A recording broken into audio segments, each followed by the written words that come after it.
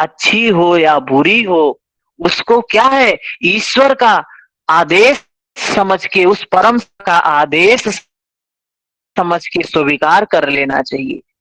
प्रकृति कभी किसी के साथ बुरा नहीं करती है, ईश्वर किसी के साथ बुरा नहीं करता है, आपके हित में जो होता है वो वही करता है।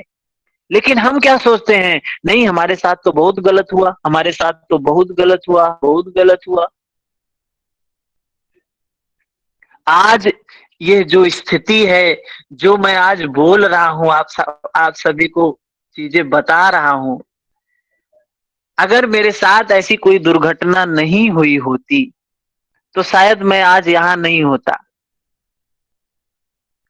मैं पढ़ाई कर रहा था, कॉमर्स के फील्ड में था।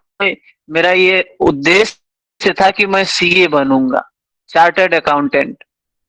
पढ़ाई कर रहा था बीएचयू से, काशी हिंदू विश्वविद्यालय, सभी नाम सुने होंगे, बनारस में है। वहां से मैं पढ़ाई कर रहा था, वहां बीकॉम कर रहा था और सीए भी कर रहा था, एक लेवल पास भी हो गया।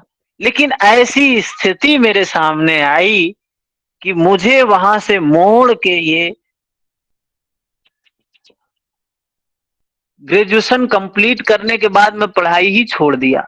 सारी पढ़ाई सीए की, ग्रेजुएशन के बाद सारी पढ़ाई उड़ाई छोड़ दिया, 1 साल तक कुछ भी नहीं किया। उस समय तो बहुत ये लगा कि ये तो जिंदगी बर्बाद हो गई, सब कुछ नष्ट हो गया। लेकिन यहाँ आने के बाद पता चला, वो ये जो वहां प्रकृति ने हमको मोड़ा, वहां से प्रकृति का आदेश कुछ और था, मुझे करना कुछ और था, मैं गलत ट्रैक पे जा रहा था। प्रकृति ने हमको वहां से घुमा दिया इधर के लिए। मेरा काम तो ये था, ये कई जन्मों से होता आया होगा, अभी इसको पूरा करना था, हम कहाँ भौतिकता की तरफ भागे जा रहे थे। तो इस प्रकार साधना में जो सहायक हो उसी को आशय में ढालकर ध्यान करते जाएं। ऐसा करने से चित्त स्वच्छ हो जाता है, निर्मल हो जाता है, स्थिर हो जाता है।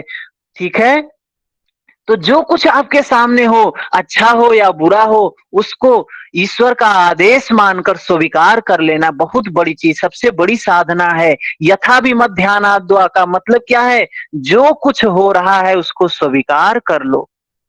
अच्छा है तो स्वीकार कर लो, बुरा है तो स्वीकार कर लो।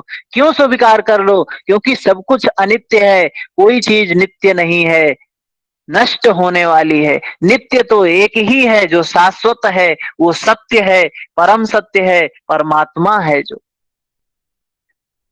वही एक सत्य है, नित्य है, शाश्वत है। बाकी सभी चीजें तो अनित्य हैं, सुख आएगा तो वो भी अनित्य है, दुख आएगा वो भी अनित्य है, दोनों को जाना है। इसलिए स्वीकार कर लो, क्या जाता है आपका। ठीक है, एक कौन थे, उनका नाम क्या था, भगवान दत्त, उन्होंने 24 उदाहरणों से शिक्षा ग्रहण की। अजगर में भी उन्हें साधनों के साधन के उपयोगी कुछ गुण नजर आ गया।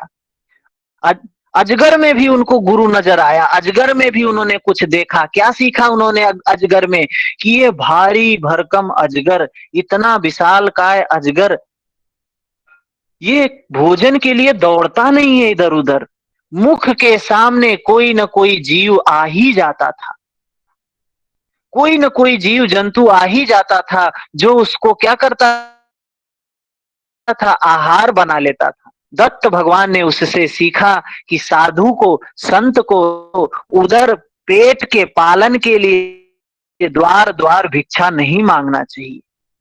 अजगर, अजगर क्या करता है, कोई गुरु, अजगर को उन्होंने क्या है, अजगर में कोई गुरु, अजगर को भी उन्होंने गुरु बना लिया।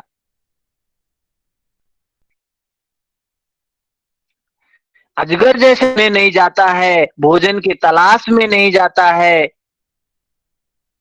भगवान दत्त ने उनसे भी सीखा, अजगर से भी कुछ सीखा। तो सदगुरुओं की विद्या को उद्दीप्त करने वाला एक गुण आचरण में ढाल लेना। हर चीज, प्रकृति, जब ईश्वर हमको कुछ संदेश देने वाली होती है, प्रकृति हमसे कुछ कहने वाली होती है, तो वो सभी पेड़ पौधों से भी कुछ कहवा देती है, पशु पक्षियों से भी कुछ संदेश मिल जाता है, मन में भाव आ जाता है और परिवर्तन हो जाता है। तो ऐसे हमें साधना के अनुकूल अपने चीजों को समझ लेना, अपने साधना के अनुकूल चीजों को बना लेना। क्या है? यथाभिमध्यानाद्। ये है। ठीक है, समझ में आई बात? स्पष्ट हुई? राम जी, तीर्थ जी। हाँ सर, हाँ सर, हाँ, स्पष्ट है, बिल्कुल ठीक। इसके बाद क्या कहते हैं महर्षि पतंजलि? परमाणु परम महत्वांतो अस्य वशीकारः। परमाणु, परमाणु क्या है? परमाणु सबसे छोटी इकाई है, सबसे छोटी, मतलब परमाणु से छोटा कुछ हो ही नहीं सकता। परमाणु मतलब समझते हैं क्या होता है? एक अणु में क्या होता है? एक अणु में, जैसे हमने आज क्या पढ़ा? सेल पढ़ा।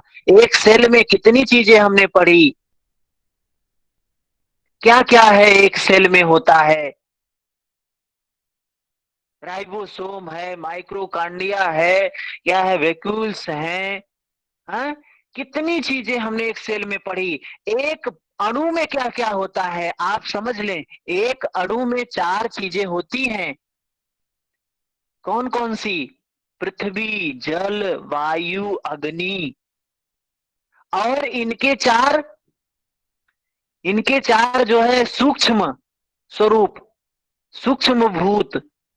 जैसे पृथ्वी का क्या है? गंध, अग्नि का रूप, जल का रस। ये चार चार मिलके 8 जब एक साथ हो जाते हैं उनको बोला जाता है एक अणु। और परमाणु क्या है? पृथ्वी परमाणु है, जल परमाणु है, अग्नि परमाणु है, वायु परमाणु है। परमाणु परम महत्वांतो। और परमाणु से लेकर, अणु नहीं, परमाणु से लेकर परम महत्वांतो। महत का मतलब क्या होता है? प्रकृति। महत जो प्रकृति से उत्पन्न होता है, जिसको बुद्धि कहते हैं। प्रकृति पर्यंत, परमाणु से लेकर प्रकृति पर्यंत क्या है? इस प्रकार ध्यान करते करते, साधना करते करते योगी का मन, जो पीछे विधिया बताई, उस प्रकार से ध्यान करते करते, साधना करते करते योगी का मन क्या हो जाता है? परमाणु से लेकर परम महत्व के विषय पर एकाग्र का अधिकार प्राप्त कर लेता है। उस समय अत्यंत सूक्ष्म परमाणु से लेकर बड़ी से बड़ी जिस किसी वस्तु में एक बार क्या है? एक बार संयम किया। आगे संयम के बारे में तो आप लोगों ने पढ़ा है। साधना किया, समाधिस्थ हुआ, ध्यान लगाया, क्या होता है? चित्त वहां स्थिर हो जाता है। योगी के जीते हुए चित्त की यह विशेषता है।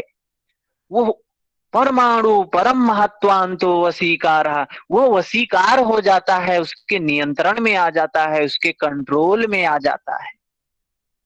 अभ्यास करते करते जब साधक का चित्त भली भांति स्थिर हो जाए, स्थिति की योग्यता प्राप्त कर लेता है। अभ्यास करते करते, कौन सी चीजों का अभ्यास? जो पीछे बहुत बता रहे हैं, प्रचर्दन विधारणाभ्याम व प्राणस्य विशोका व ज्योतिष्मति वीतराग, ये सारी चीजें जो बताया है, इनका अभ्यास करने से एक स्थिति प्राप्त हो जाती है। क्या होता है? वो अवस्था प्राप्त हो जाती है कि परमाणु से लेकर परम महत्वांत तक क्या है? चाहे वो तत्काल स्थिर हो सकता है, अपने चित्त को स्थिर कर सकता है। स्थिर करके इतनी योग्यता प्राप्त हो जाती है। भगवान कृष्ण गीता में कहते हैं, यथा वायु रहित स्थान में रखे हुए दीपक की लौ, वायु रहित स्थान में रखे हुए दीपक की लौ जिस प्रकार क्या होती है? सीधे ऊपर जाती है, तनिक भी हलन चलन नहीं होता है। योगी के भली प्रकार ठहरे हुए चित्त की यही उपमा है। भगवान कृष्ण गीता में कह रहे हैं कि जैसे वायु रहित स्थान में रखा हुआ दीपक, उसकी लौ बिल्कुल ऊपर जाती है, इधर उधर हिलती डुलती नहीं है, वैसे ही योगी के भली प्रकार ठहरे हुए स्थिर चित्त, स्थिरता, चित्त की स्थिरता के ये उपाय पीछे बताए हैं। क्या है? ठहरे हुए चित्त की यही उपमा है।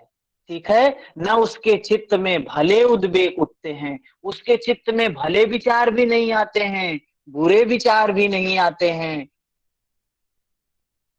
ठीक है, ना भले आएंगे, ना अच्छे आएंगे, ना बुरे आएंगे। वाय का जो बाहर का वायुमंडल है, उसके बाहर के संकल्प वायुमंडल भी उसके भीतर नहीं प्रवेश कर पाते हैं। जैसे दीपक जलता है वायु रहित स्थान पर, जब वो जलता है बिल्कुल स्थिर होता है, ऊपर की तरफ जाता है। योगी का चित्त भी, शांत चित्त भी इसी अवस्था को प्राप्त करता है। ठीक है, ऐसे चित्त में साधना का क्या स्वरूप होगा? ऐसा चित्त जब योगी को प्राप्त हो जाएगा, बिल्कुल शांत हो गया है, अब उसका चित्त इधर उधर भटक नहीं रहा है, कहीं जा नहीं रहा है, ऐसी अवस्था में क्या स्थिति होगी, साधना की क्या स्थिति होगी, वो बताते हैं अगले सूत्र में। अभी अगर पीछे वाला सूत्र किसी को स्पष्ट नहीं हुआ है तो बताएं। सर ये अणु आप बता रहे थे, अणु परमाणु तो अग्नि पृथ्वी जल वायु आकाश हो गया, अणु के बारे में क्या बता रहे थे? ये अणु का वही मतलब है कि जो प्रकृति का सबसे छोटा भाग है उसको कहा गया है अणु, परमाणु। परमाणु एक छोटा सा कण, परमाणु है वो, उस पे भी नियंत्रण हो जाता है, उस पे भी चित्त को स्थिर कर सकता है। और महत, आपने तो सांख्य को पढ़ा है, 25 तत्वों को पढ़ा है। प्रकृति के 25 तत्व कौन से हैं? प्रकृति से महत, महत से अहम, फिर अहम से उसके बाद सत्व रज तम, इन गुणों से मन इंद्रियां, उसके बाद तन्मात्र से तन, तमोगुण से तन्मात्रा, फिर महाभूत। ये जो महाभूत हैं क्या है? परमाणु हैं, एक एक परमाणु हैं ये, इन पे भी नियंत्रण प्राप्त हो जाता है। इन क्या है? महाभूतों से ही हमारा निर्माण हुआ है, प्रकृति का निर्माण हुआ है। ये जो भी स्थूल रूप में तत्व आपको दिखाई दे रहे हैं, वो किसके हैं? उसी महाभूतों से बने हुए हैं। ठीक है ना? सर ये जो इसमें लिखा हुआ है पुस्तक में हम्म। कि अभ्यास करते करते जब साधक का चित्त भली भांति स्थिति की योग्यता प्राप्त कर लेता है, उस समय साधक अपने चित्त को सूक्ष्म से सूक्ष्म पदार्थों से लेकर बड़े से बड़े महान पदार्थ तक चाहे जब हम्म। तत्काल स्थिर कर सकता है। तो उसको बाहर स्थिर कर सकता है या अंदर, ये नहीं होता? अब साधना की जो बात होती है वो तो भीतर की बात होती है, बाहर की बात ही नहीं होती है। क्योंकि जी यथा ब्रह्मांडे तथा पिंडे, इस ब्रह्मांड में जो कुछ है इस पिंड में है, तो सारी चीजें पिंड में भी तो हैं। हम भी तो उसी से बने हुए हैं, हमारे अंदर भी तो ये शरीर कैसे बना है? क्षिति जल पावक गगन समीरा, पंच तत्व से ये निर्मित शरीर, ये शरीर पंच तत्व से ही निर्मित हुआ है। तो इन तत्वों पर जब ध्यान करेगा तो नियंत्रण प्राप्त कर लेगा। वही बात कह रहे हैं, अपने भीतर की बात है। साधक योगी भीतर की बात करता है, बाहर की बात नहीं करता है। महर्षि पतंजलि कहीं बाहर की बात नहीं कह रहे हैं, सिर्फ भीतर की ही बात कह रहे हैं, सिर्फ भाव की बात कह रहे हैं, अनुभूति की बात कह रहे हैं। ठीक है। जी जी। और किसी का प्रश्न? और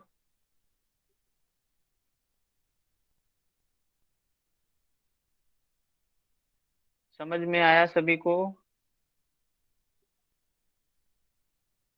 बहुत से लोग सर नए जुड़े हैं, जो लोग थर्टी अभी फोर एक। हम्म।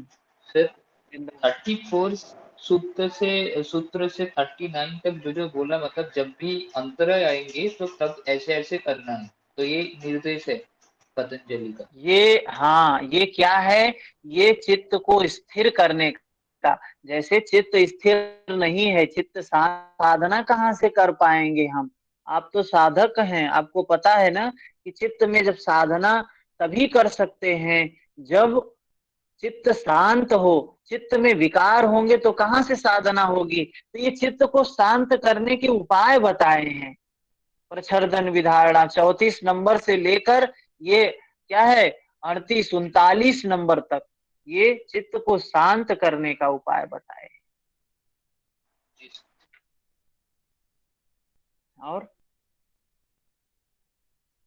और किसी का प्रश्न?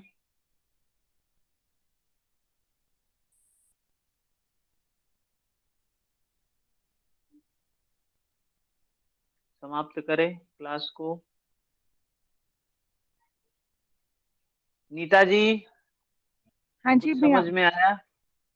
नीता जी है, नीता जैन जी। जी गुरुजी, मुझे एक डाउट था। एक वर्ड बोले। आपने बोला था